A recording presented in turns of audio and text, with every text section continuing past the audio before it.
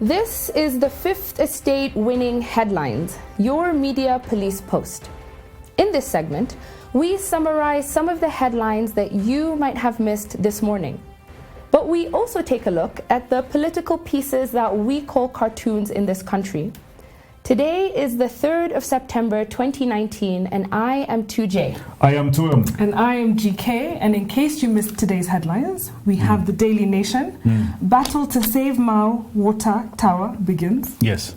In the Star, Mao, MPs tell Uhuru to give evictees land. In the Standard, 1,000 cases risk collapse in evidence war. Yes. And in today's political pieces that we call cartoons, we have the Standard, we have the Star, and we have the Daily Nation, and we hope they made you laugh. But for today, we're doing something different. Yeah, today we want to make a more important commentary on an issue that is really important to us as Africans. At the Fort Hall School of Government, we are disturbed by the xenophobia in South Africa. When an African brother kills a fellow African for no good earthly reason, our spirits are stirred. And this is why we must make our position known. We condemn the actions of the young people of South Africa. They have stirred our spirits to a very dark place. A place where African brothers sold African brothers to slave traders. The dark spirit of this trade did not care. And the dark spirit of the xenophobic actions do not care. It is reckless, thoughtless, and evil. But if we condemn the actions of the South African young butchers, we are reluctant to condemn the South African young people. History has taught us that evil actions are the work of a choice architect, a guy who wants us to think and react in a certain way. And in the case of this xenophobia, the choice architect wants Nigerians to hate South Africans. In fact, this has already happened.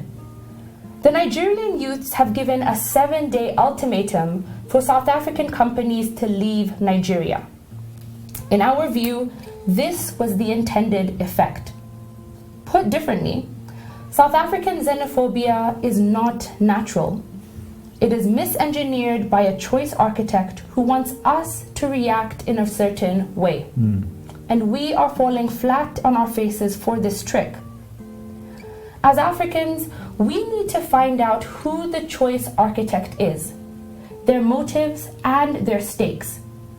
If we don't, there will be xenophobia in Nigeria against South Africans. And before we can blink, the dominoes will fall. And the Third World War will be Africans butchering Africans. Wow, couldn't agree more. To our Nigerian brothers, therefore, we echo the words of our elder, the Reverend Martin Luther King Jr., when he declared, "You cannot fight darkness with darkness. You can only fight darkness with light." Yes, the South African youths have killed and burnt Nigerians alive. They have destroyed their property, and maybe this is not the end of it. But if the Nigerians are the elder brother to the African race, we urge them to employ some logic. They need to ask some questions. If Nigeria is on the west coast of Africa and South Africa is in the south coast, why should they fight? They are not neighbors, and they have nothing in common. The only common denominator between them is this: Kenya, South Africa, Nigeria, and Egypt have been identified as the leading economies of Africa. With the Intra-African Trade Agreement, the 4 countries will become the drivers of commerce in the continent. But if you get Nigerian peasants to fight South African lumpens, you distort the intra-African trade. In our view, therefore, what we are witnessing in South Africa is nothing but rented xenophobia. It is not natural. It is the work of a choice architect. The same driver of the dark Sabbath of witches behind apartheid, slavery, and colonialism. In sum, rented xenophobia and its rituals of banning humans is nothing but a project of the dark Sabbath of witches. If we understand it as so, we will react differently to it. Wow. And at the Fort Hall School of Government, we urge the following. 1. The Kenya government should issue a statement condemning this act of manipulation and senseless killing of Africans by Africans. And Uhuru Kenyatta should do this because he has distinguished himself as a leading Pan-African, according to Yoweri Museveni. Yes. His passion for Africans should be summoned by these acts of rented xenophobia. We want to hear from him. Similarly, the Africa Union should pronounce itself on this matter. This Deadwood organization should get its priorities right. Instead of chasing donor funds from the dark Sabbath of witches, it should heal the wounds of our African youth. What the South African youth need is confirmation and not condemnation. They crave for something to believe in. They seek liberation from poverty of dignity. 2. We want to urge caution on the part of the South African influences. In particular, we focus on Trevor Noah and Julius Malema.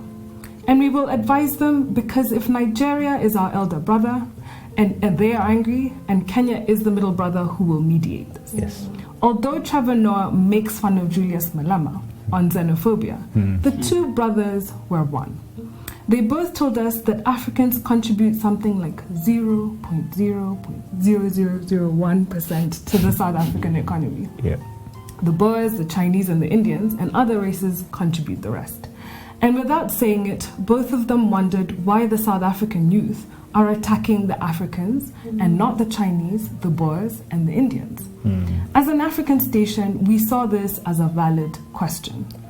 Although it had the potential to direct the angry youth to the Chinese, the Boers, and the Indians, it was a question that needed to be posed.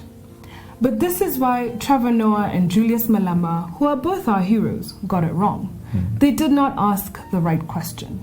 And if questions tell us more than answers do, they should have asked this question.